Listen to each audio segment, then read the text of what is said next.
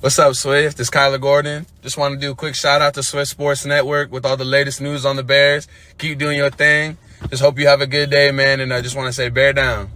The Chicago Bears signed two veteran offensive linemen last weekend, and today I'm bringing you two all 22 videos in one with full breakdowns on right guard Michael Schofield and left tackle Riley Reiff. What up, guys? Swift here. I've been busy breaking down everything from Chicago Bears training camp, but as promised, I had to deliver some all 22 takes from our two newest Bears linemen. I'm going to start off with Michael Schofield and then talk about Riley Reiff after. Let's get into it. Schofield is 6'6", 300 pounds, and played college at Michigan. He was a third-round pick in 2014. He's 31 years old and has long 34-inch arms. He went to high school in Orland Park and is a local kid who wanted to play for the Bears. A very smart and active blocker that I like watching. He keeps his head on a swivel and is always very aware of extra rushers or who he needs to block. Very athletic, especially considering his age. He can move and excels at pulling, so he should fit right into our system. He played in a zone blocking scheme for the Chargers last year and played well. He was drafted as a right tackle and started 3 games during the Broncos' 2015 Super Bowl run. He then moved to guard with the Chargers and had much more success as a right guard. He has been the starting right guard for the Los Angeles Chargers for 3 of the last 4 years. He was one of just 33 guards last year that logged over 600 pass blocking snaps. Out of all those guards, he was the 7th best graded pass blocker. He is clearly not a long-term answer, but a guy who can come in and play right guard day one for the Bears. He plays with a low center of gravity and rarely ever gets penalized. He is tough and a hard-nosed player who blocks to the whistle.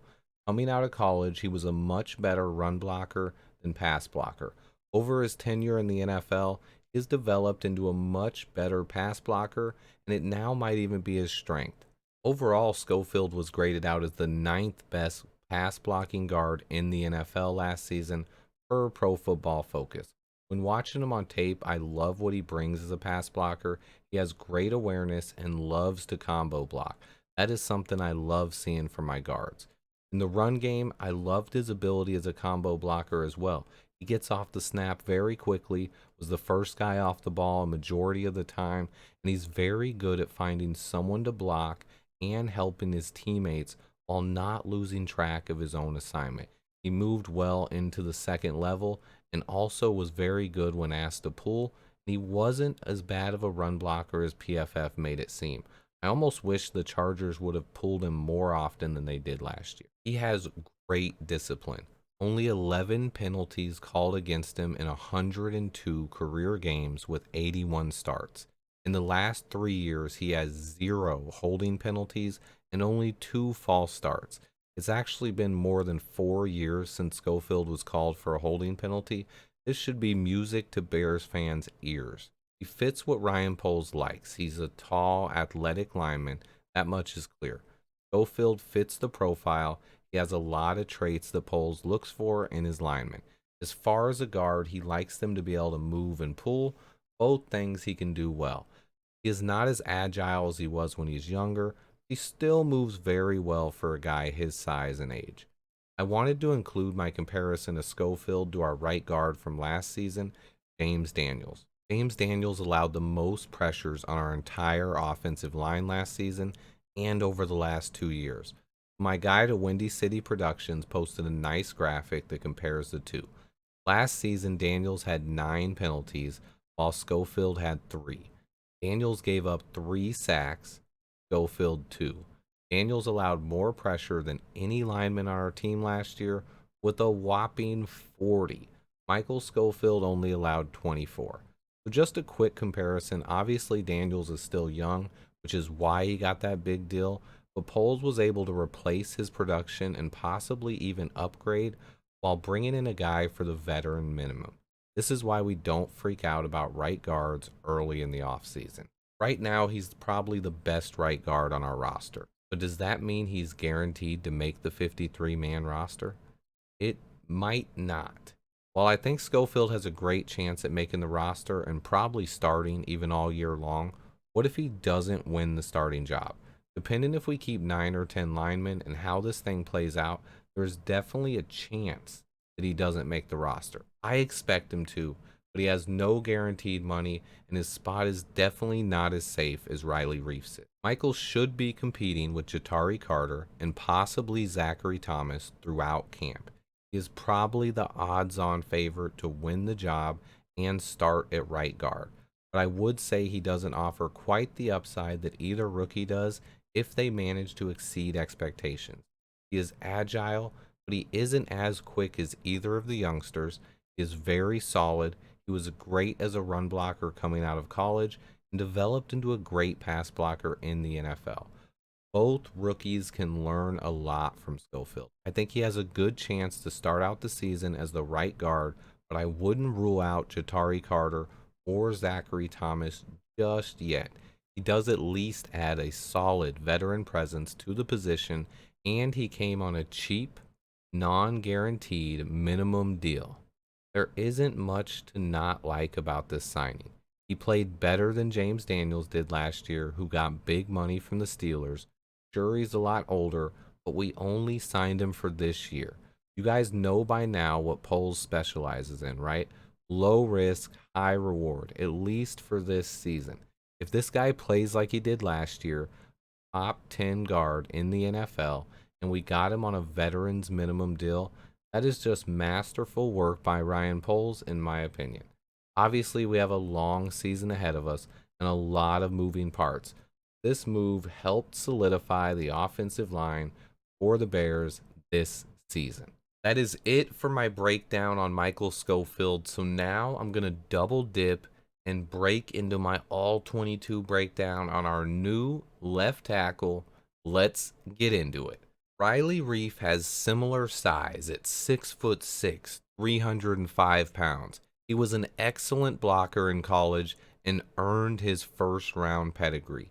He was a starter for 3 seasons at left tackle for the Detroit Lions. He had his ups and downs early in his career, but then spent his last season in Detroit at right tackle. He then signed a huge deal to be the Vikings left tackle for the next 4 years. He fixed his false start issues and improved upon his PFF grades.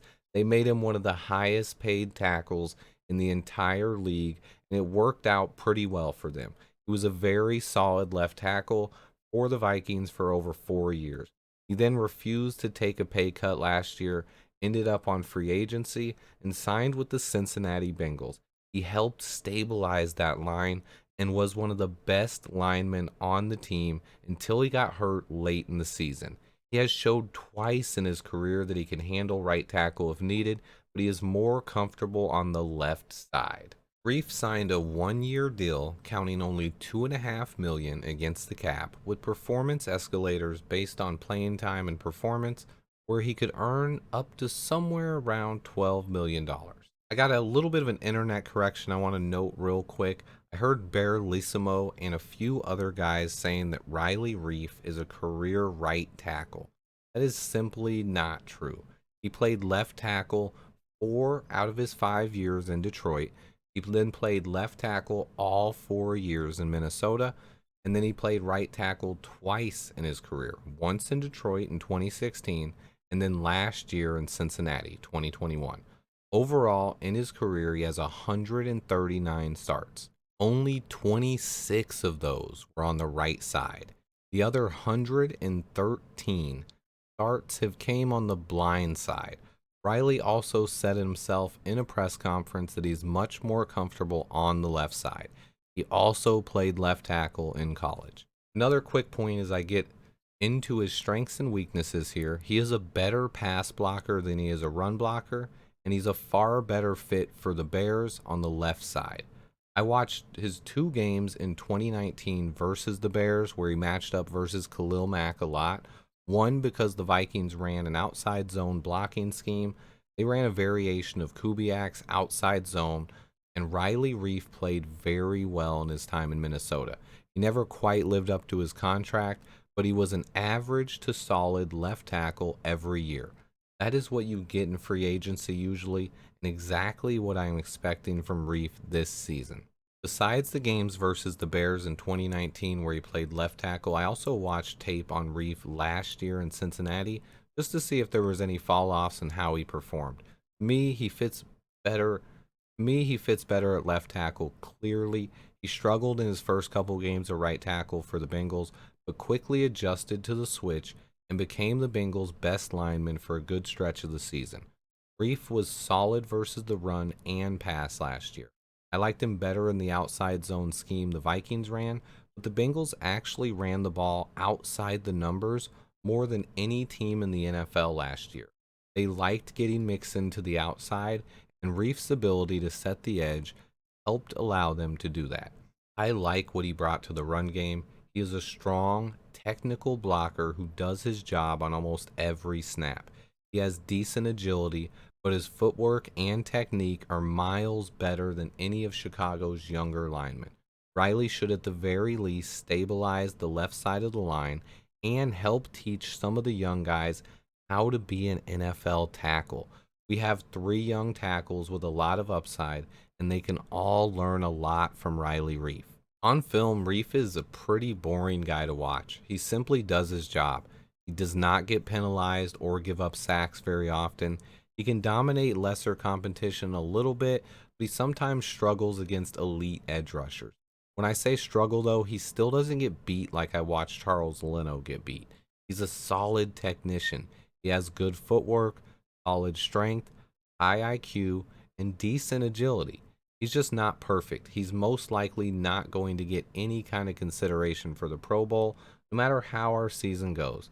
To us, he might look like a Pro Bowler at times because getting solid play from the left tackle spot has been hard to come by recently. I like what Braxton Jones brings to the team as far as athleticism and potential, but having Riley Reiff locking up the blind side for Justin Fields makes me a lot happier going into the season. I have been a fan of Riley Reiff's for some time now. I hated going against him in Minnesota, and I admired what he did in Cincinnati last year. I've been keeping an eye on him since free agency begun as a guy I think the Bears could have brought in for training camp. It worked out, and I, for one, loved the move. I think he should be our day one starting left tackle. I think our 3 young tackles could all learn a lot from him. He makes our line better instantly. He plays the most important position on the line and brings a veteran presence with him. He has to be up there as our best lineman heading into the season. Whitehair is solid. Schofield played really well last year, and I'm really high on both Larry Borom and Tevin Jenkins. I'm also really high on Lucas Patrick, but his thumb injury muddles the picture heading into week 1. I heard some fans complaining about Reiff's contract. You have to remember he plays left tackle. It's the most premium position in the league other than quarterback, protecting that blind side. I think it was a great deal, and it gives the coaching staff time to develop these rookies and younger guys. One of the big factors I think we have to remember is the overall veteran presence on this line now. I know we brought in a ton of rookies on the line this year. Foles identified guys who fit what they were looking for and took advantage of this deep draft to help build depth all over our offensive line. I've said it already, and I honestly believe all 4 of our rookie linemen Foles drafted have the ability to develop into starting linemen in the NFL. That doesn't mean we need to count on them as rookies to start. Every spot on the line now has at least 1 veteran. Left tackle, we have Riley Reiff, proven guy who can get the job done and help the youngsters out. Left guard, Cody Whitehair, is the one remaining starter from last year's line. Former second-round pick and longtime starter, he also fits the scheme pretty well. Then at center, we have Lucas Patrick, brought over with Luke Getsy to help stabilize the line. I'm excited to see him play and hope his thumb heals up nicely. Right guard, our vet is Michael Schofield, another longtime starter who can stabilize the position for us and help the youngsters out. And then we have right tackle. The one spot where we don't have a long-time NFL vet, but we have two talented second-year players who both seem capable of manning the spot for a long time. Those guys are Larry Borum and Tevin Jenkins. Fans clamored for a veteran tackle and right guard all off-season long. And in one weekend, Ryan Poles swooped in and brought in both guys. I expected it most of the offseason, and I'm a huge fan of the Reiff signing. I also really like the Michael Schofield one as well. Him being from the area only helps. Always love hometown connection. Overall, our offensive line not only got better, but most of the question marks have been answered, at least for this season. Obviously, we need Patrick to get healthy and the rest of the line to stay at least relatively healthy, but I think we have the makings of a solid offensive line. It won't be one of the best units in the NFL, but depending on how these guys gel and come together over the next 5 weeks, I think they can be a lot better than the offensive lines the Bears have rolled with the last few years. We also added 4 rookies with a lot of potential and have 2 very young tackles on the roster already from last year. I expect Poles to continue addressing the offensive line, and we could end up spending big money next year in free agency or even a high pick in the draft. But for now, we have some veterans in the building to help stabilize the line and allow the offense to come together. This allows the coaching staff to fully evaluate these young players and see if they have what it takes at the NFL level. My main point that fans should take away from this, if you were really worried about the offensive line, you should be able to relax a little bit now. We aren't going to have the best line in the NFL, but these guys should be able to open holes in the running game and give Justin Fields some time to make plays. I am optimistic about this line heading into our first padded practice tomorrow. I can't wait to see how some of these younger guys do. Either way, we should have enough guys on the line to get by this year and give the front office and coaches time to evaluate the younger guys. Next season, we have all of our draft picks and a ton of cap space. What Poles did was buy us time, and I love the moves he made this past weekend. I watched a lot of tape for this one and took a big risk by putting 2 all 22 breakdowns into one video. I may split them up and post them separately depending on how this does, but please hit that like button for me. I will be back breaking down tomorrow's padded practice as well as covering any other Bears news that breaks. Stay tuned, and until next time, bear down. Yeah, I think every position's a battle right now, and you know it's it's fun. It's exciting. We got a lot of young guys, a lot of talent. Hey yo, this is the mad producer. This is Swift coming in because I got a mad fan out there. He's really mad. He doesn't like the Swifty getting these views, and the Swifty be calling what happened with these veteran offensive linemen. This guy's been mad since March. He been praying for Justin Fields, and now he's not. So I'm bringing him on. Tell him why you mad, son. Tell him why you mad. Yeah, I'll tell you why I'm mad, son. I'll tell you why I'm mad, man. I ain't got no gold chain like Swifty got on, man. I ain't got no Justin Fields helmet on back there, man. I be saying the good takes too. Nobody be listening to my stuff, man. I've been saying all off season that we needed a right guard and that we needed to pray for Justin Fields. And now I'm just mad, son. I'm just mad. I'm gonna find something to be mad about, son. I'm mad. Swifty, I'm hating. Thanks for watching Swift Sports. Remember, hit that like button. Make sure you sub. Until next time, bear down.